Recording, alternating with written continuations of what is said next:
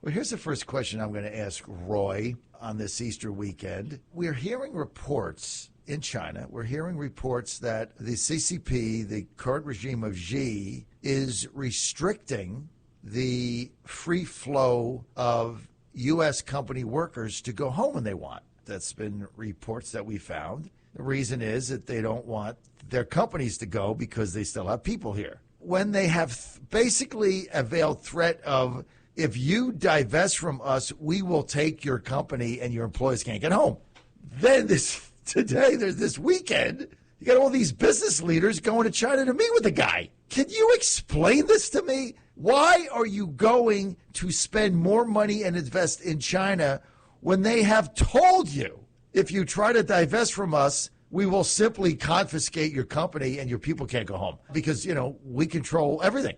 This is a totalitarian state. Oh, by the way, we're going to invade Taiwan, and thanks for the money to allow us to do that. Why are CEOs in the U.S. going to China now for a meeting with Xi? Can you make heads or tails of this, Roy, for us? Yeah, this issue, remember we talk about the investment, direct investment to Communist China to have $7 trillion in Xi's hands. And at any moment, he could just decide to confiscate them. We talked about, Xi Jinping is the big mafia behind all these terrorist groups who actually always, blackmail people, blackmail nations, and hold people as hostages and ask for ransom. So basically, Xi Jinping is using the same tactics against all the Western investors and nations. We see all these footage coming out from Beijing, basically leaders just sitting together with Xi down the table as a cadre of Xi, slouching over and taking notes and nodding when Xi is talking. Basically, I think this is not the real intention here. This is not the real image here. I think, remember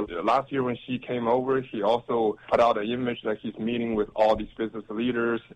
But if you look at the faces of those leaders, they didn't really want to be there. I believe the reason why business leaders are still going there, of course, there have been collaborations or even corruptions going on, but now I think the biggest thing they want is to pull out. People pull out money, and Xi wouldn't do that.